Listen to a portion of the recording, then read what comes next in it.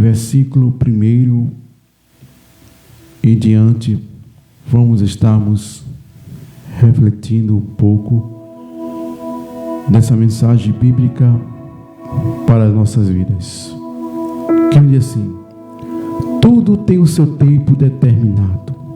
Há tempo para todo propósito debaixo do céu. Há tempo de nascer. Há tempo de morrer. Há tempo de se plantar o que se plantou e de arrancar. Há tempo de matar. Há tempo de curar. Há tempo de derribar. Há tempo de edificar. Há tempo de chorar. Há tempo de plantear. E há tempo de adoecer. Meus queridos irmãos, refletimos um pouco neste texto bíblico com os amados irmãos, que nos falamos de uma experiência que Salomão, como nós conhecemos por filho de Davi, descrevendo este texto bíblico de uma forma de uma vivência de vida, de uma experiência única que transmite para nossas vidas. Isso é a realidade que a gente vê todos os dias, todos os momentos de nossas vidas. Cada pessoa veio a este mundo para um propósito de Deus, para um desígnio e a sua vontade. Ninguém nasceu por acaso.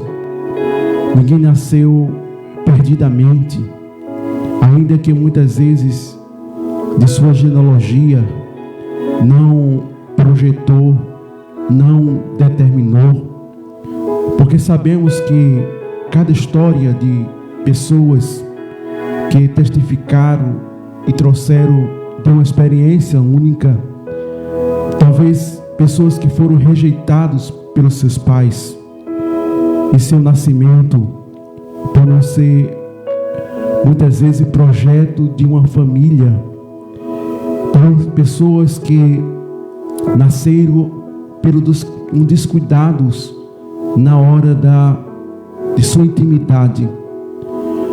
Observamos que ninguém nasceu simplesmente por acaso, nem pelo apenas um descuidado, mas pelo propósito de Deus, de um reconhecimento de que a ciência ela é ilimitada, de que a ciência não há condições, como ouvimos diante da ciência, para desfazer daquilo que Deus criou.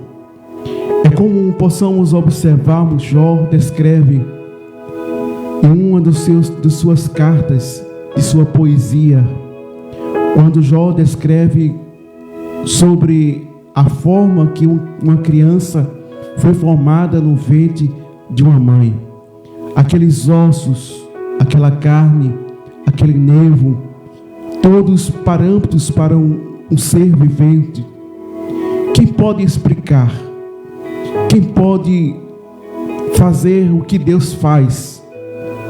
Trazer alguém apenas de um evento íntimo de um casal e formar no ventre de uma mãe um ser vivente que viesse tornarmos pessoas, um ser humano, para desenvolver de sua história, de sua infância, do seu crescimento. E quando começamos a observarmos, porque Salomão, descrevendo este contexto, dizendo: tudo tem o seu tempo determinado. Salomão, apenas por o seu momento de vida, por aquela época, possamos observarmos que a ciência não era como hoje, de tentar descobrir e compreendermos um pouco da ciência de Deus. A ciência era limitada naquela época. Quando alguém engravidava, não sabia qual era o seu sexo, se era menino ou se era menina. Mas ele esperava um momento ansioso para vermos de seu nascimento se seria homem ou se seria mulher. Nós possamos observarmos que os israelitas desejavam que se nascesse homem, e principalmente os reis daquela época, para lhe substituir, porque sabia que a sua vida tenha o seu tempo contado. Salomão não escreveu este texto apenas porque pensou, ou trouxe uma formologia, ou trouxe apenas uma criação de sua mente. Quando ele fala, tudo tem o seu tempo determinado. Ele fala aqui da vida do ser humano. O ser humano, ele é gerado, ele é formado no ventre de uma mãe, e nasce, e ali possamos observar a sua desenvoltura, do seu crescimento, daquilo que os pais lhe educam, lhe ensinam, lhe preparam para o seu futuro. E observamos que cada momento, cada tempo que se passa, naquele tempo daquela criança, ela vai desenvolvendo o seu corpo físico, a sua mente, o seu pensamento. Salomão, quando ele fala, tudo tem o seu tempo determinado.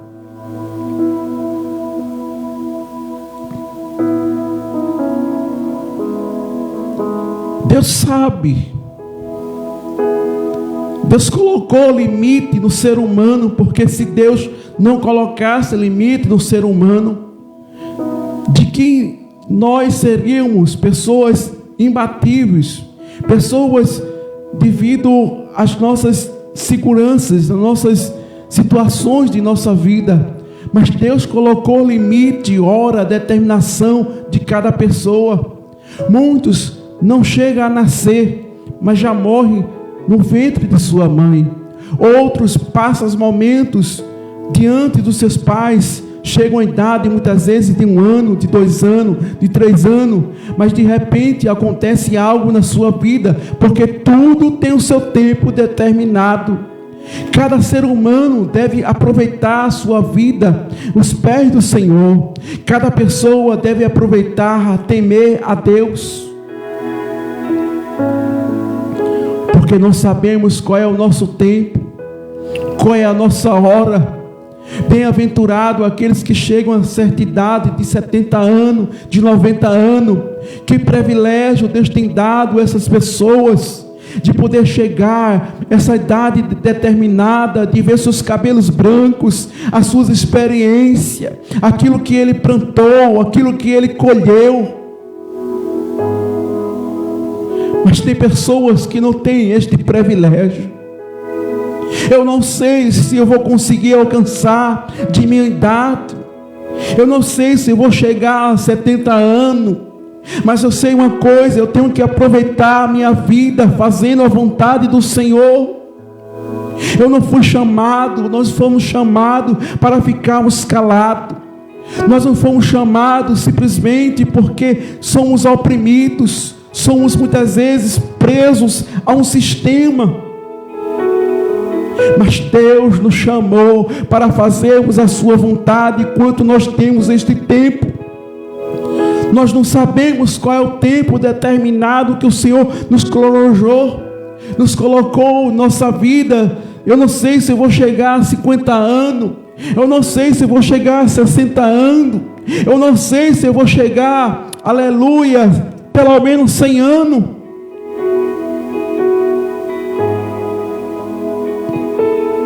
Mas tudo tem o seu tempo determinado. Aproveitamos o nosso tempo a agradar ao Senhor, a viver honestamente, a vivermos nossa vida na dependência do Senhor, e não em um sistema, e não em uma situação difícil que nós possamos observarmos. Vamos plantarmos para colher verdadeiramente um bom fruto, porque depois que a gente partir daqui, nós vamos mostrar as nossas obras, vamos mostrar o que nós temos feito para Deus. Quando o Senhor dizer, mostra as tuas mãos,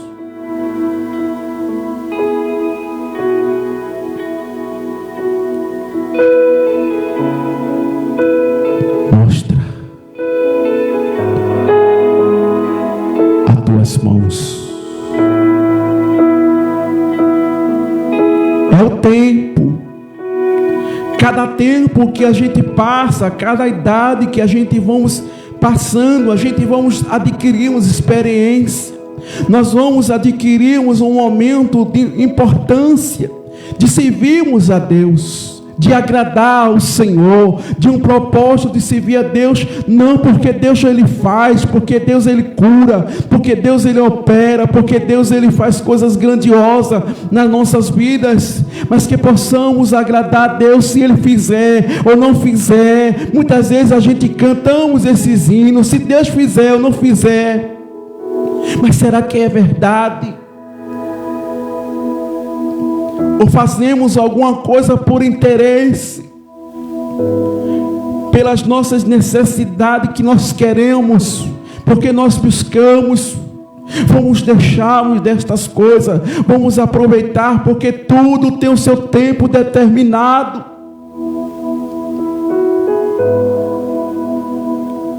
A gente temos que deixar lembrança, deixar marcas, para quando alguém lembrar e dizer, fulano de tal, os seus passos foi um homem fiel. Maria, os passos de Maria foram uns passos fiéis, nos deixou legados, nos deixou vida marcada para servir a Deus, se desgastou, gastou a sua vida na obra do Senhor. Não apenas querendo galgar-lhe posições, querendo galgar muitas vezes destaque nas mídias, destaque muitas vezes para que as pessoas vejam que somos alguma coisa, nós não somos nada.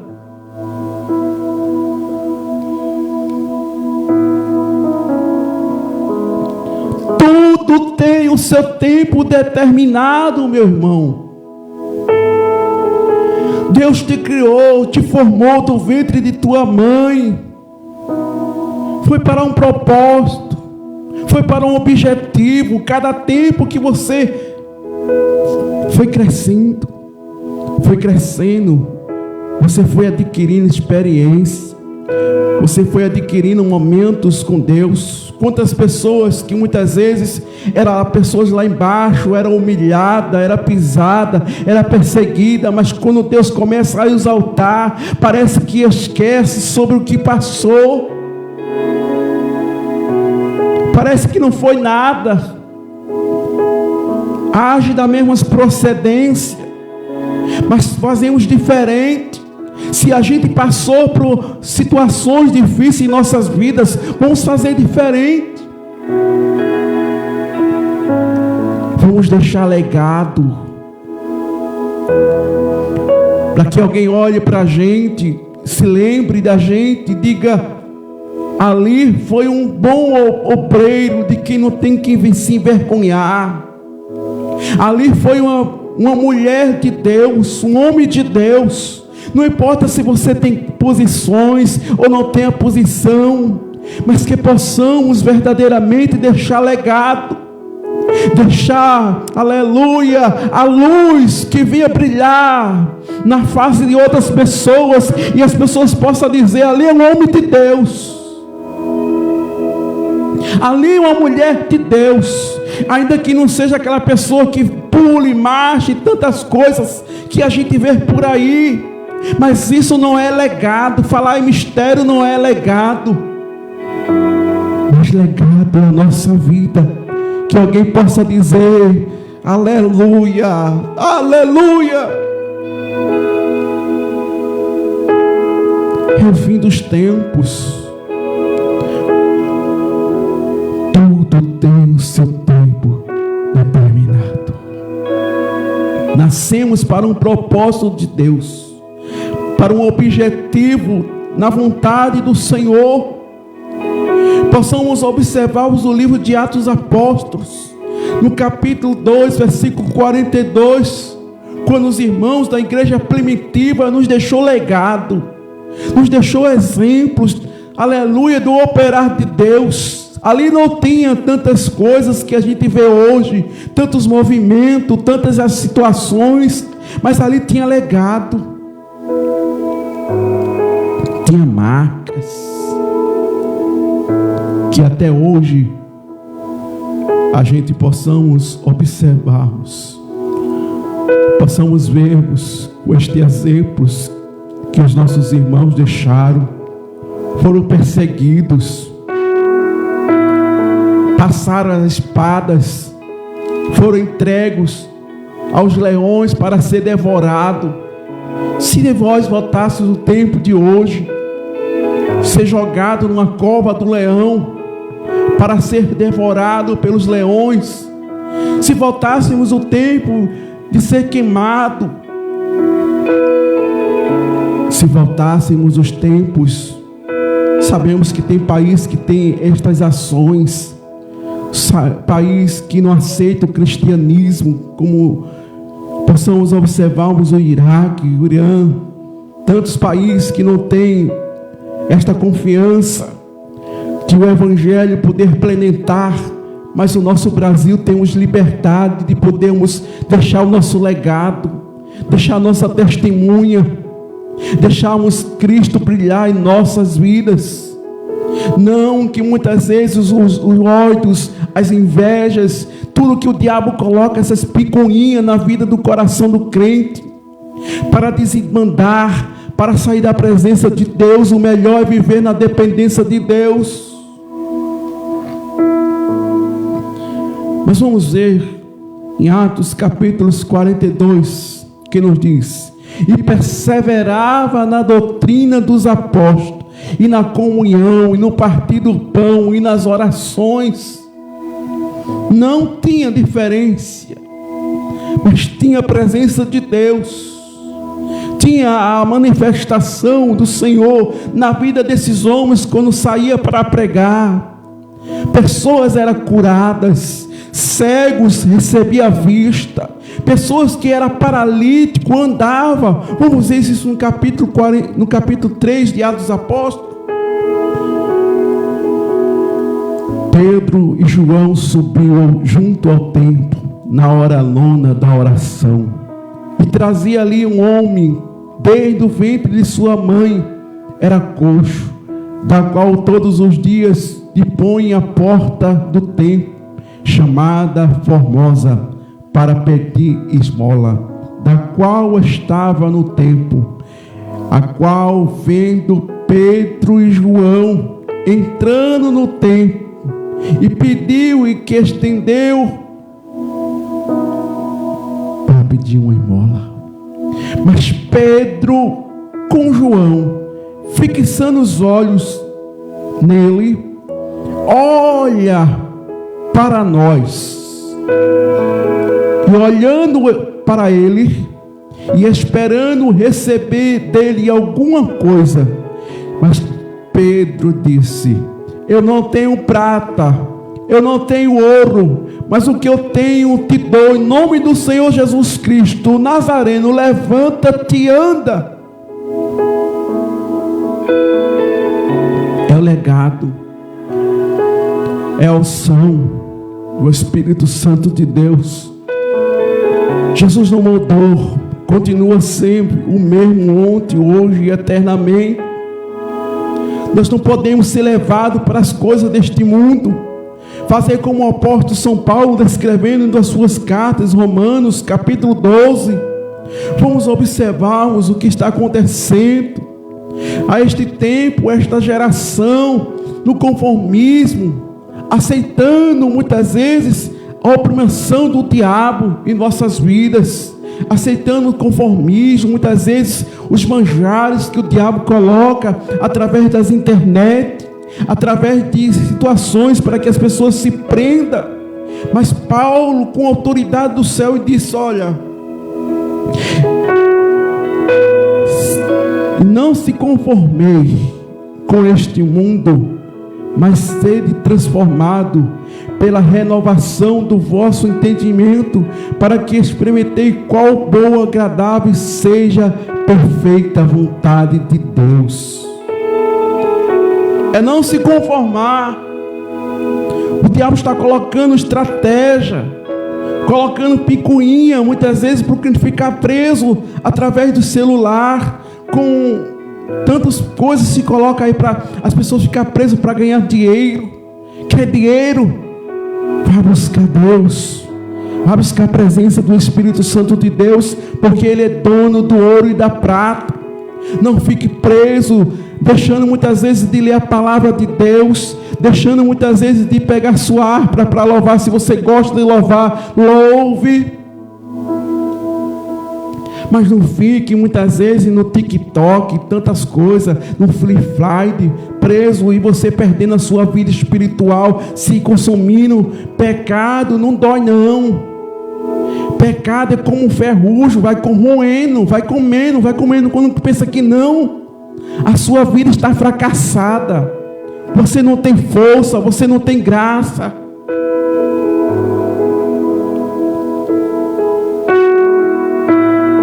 Tudo tem o seu tempo determinado. Eu não sei o meu tempo, se este ano que vai chegar eu estarei, mas que eu possa deixar legado, que eu possa deixar marcas, que possamos deixar marca de diferença, de um propósito de servir a Deus com fidelidade, não servir a fulano, ciclano, não.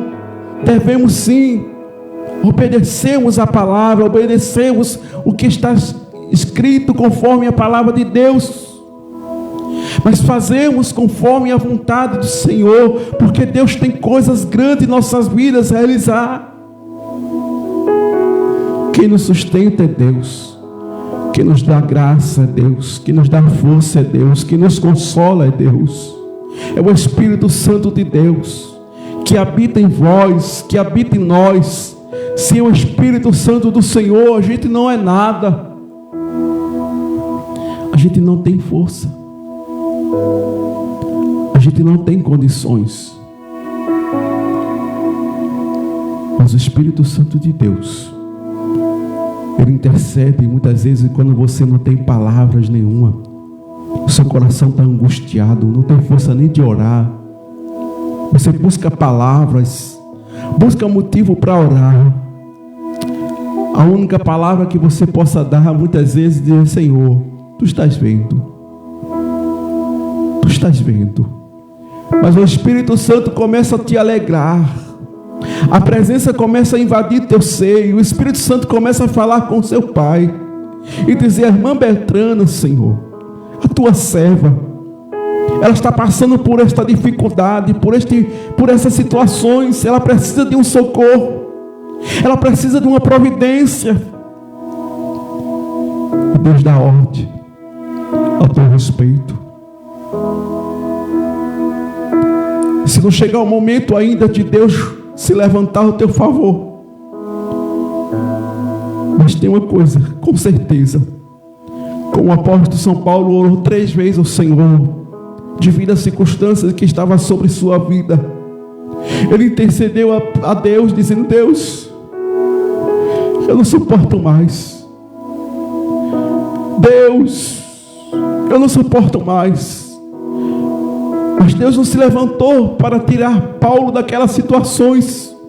Mas Deus disse a Paulo: Paulo, a minha graça te basta.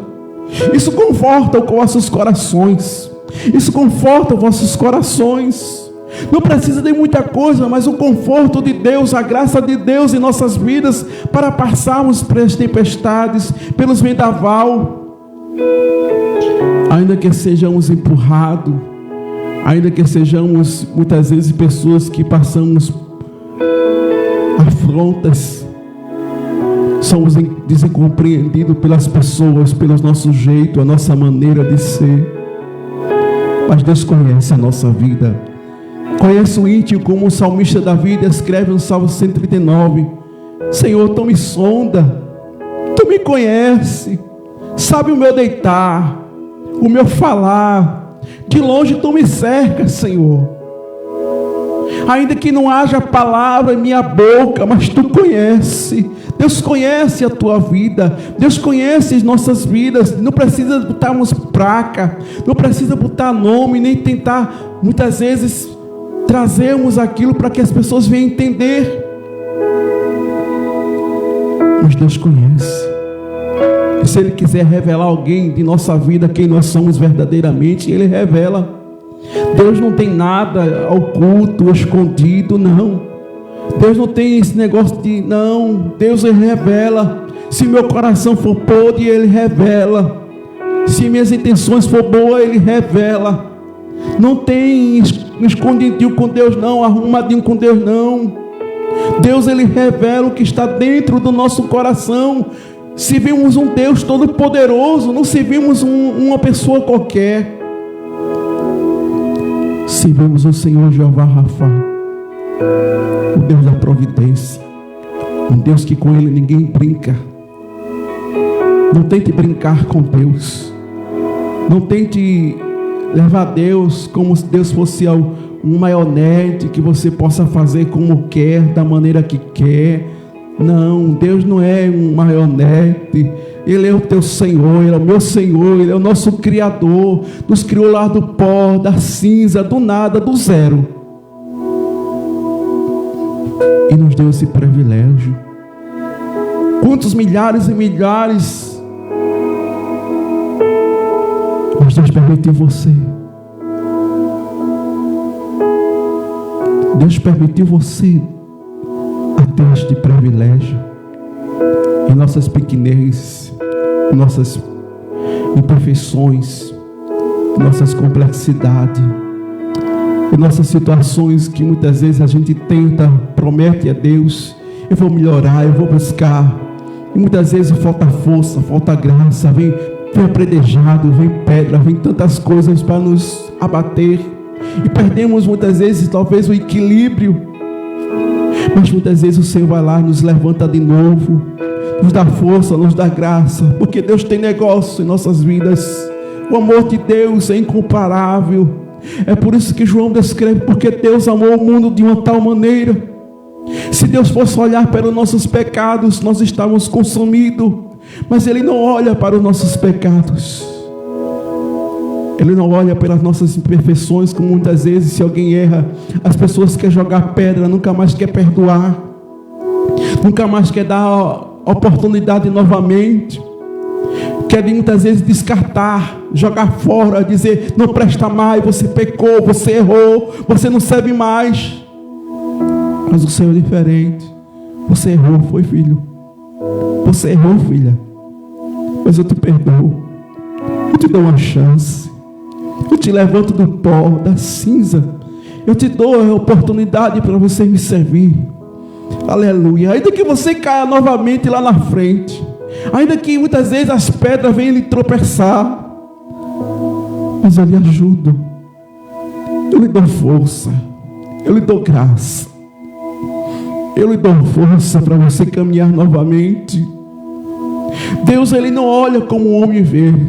Se você errar, pode ficar certo disso, que você não presta mais, você não vale mais, você não vale um centavo. Como alguém pensou que aquela mulher que foi pega em adultério, levaram para quem? Para Jesus julgar, para Jesus condenar e dizer, pode matar, ela pecou, ela não presta mais, ela nos decepcionou. Mas estava Jesus escrevendo uma nova história para aquela mulher, um novo projeto para aquela mulher. Ela foi pegada em adultério, ela merecia ser castigada, ela merecia passar por estas situações, mas eu vou fazer uma coisa diferente, vou mudar a história, vou dar nome àquela mulher. E quem foi Maria Madalena, que estava lá no sepulcro de Jesus, junto com Maria, mãe de Jesus, estava aos pés do Senhor quando estava crucificado para morrer, vendo tudo que Jesus estava passando lá na cruz, o sofrimento, ela não abandonou. Aleluia. Deus conhece o coração, Deus sabe. Não adianta nos passarmos como pessoas que se disfarçar como se fosse um agente federal. Deus conhece os nossos corações. Deus sabe quem é você. Não precisa ninguém apontar: ah, aquilo ali, só a graça. Aquele ali, dá muito trabalho. Mas possamos observar nos livros de Romanos 14, e versículo 14, quando Paulo ele descreve esta carta de uma maneira tão tremenda, tão gloriosa. Vamos ver capítulo 14, versículo 4, que diz assim: quem és tu que julga o servo alheio para seu próprio Senhor? Ele está aos pés, caiu, mas estará firme para o poderoso Deus, para afirmá-lo. Quem somos nós para julgar alguém, para determinar a sentença? Outra hora nós estávamos sentenciados. Jesus ele não veio para sentenciar ninguém, não. Ele veio para resgatar, para nos livrarmos do pecado, da condenação eterna. Mas nós queremos ser mais do que Jesus. Queremos sermos um juiz para julgar, para condenar, para sentenciar muitas vezes alguém, fulano, porque não sei o quê. Ei, você não foi constituído como juiz, não. Jesus não veio julgar ninguém, não, ainda que ele esteja torto.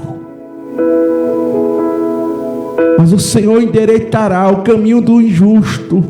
O Senhor endireitará o caminho dos tortos. Porque tudo tem um tempo de Deus determinado. Alguém fica daquela situação até o tempo de Deus dizer assim: vem cá, minha filha, senta aqui.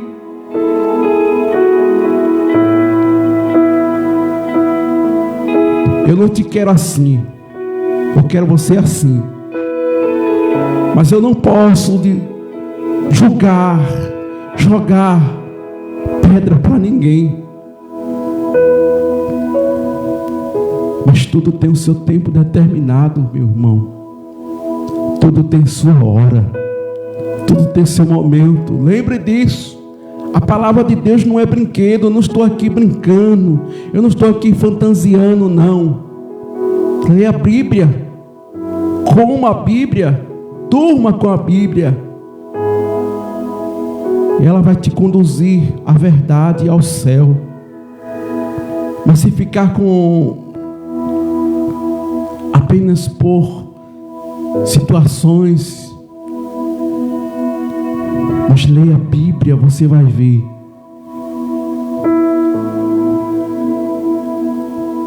Porque crente que lê a Bíblia é conduzido para o céu. Aqui é a bússola do soldado. O soldado não vai para a mata sem a sua bússola. Mas o soldado vai com a sua bússola para saber se vai para o lado sul, lado leste, centro-oeste. Ele tem que saber a direção, para onde está indo. Davi disse no Salmo 119, versículo 11: escondi a tua palavra para não pecar contra ti. O próprio rei Davi cita, canta. Será que estamos lendo a Bíblia ou lendo outros tipos de livros? livro de romance. Será que estamos lendo um livro de assassinato, de maldade? Porque quem lê a Bíblia é corrigido por ela, é orientado por Deus. Mas que Deus nos ajude. Eu agradeço ao Senhor por esta oportunidade. Ore por este momento de reflexão da palavra de Deus. Convido a todos para se inscrever em nosso canal. Deus tem uma bênção para você. Estamos aprendendo cada dia mais a palavra de Deus. E a gente precisa se aproximar nesses últimos dias da palavra do Senhor. Enquanto muitos querem ver as nossas derrotas, o nosso fracasso, a nossa queda, e estão lutando de um lado, lutando do outro, mas a gente precisa se proteger com a palavra de Deus, se resguardar, se esconder no esconderijo do Altíssimo. A sombra do Onipotente descansará sobre nossas vidas. Deus abençoe a todos os irmãos.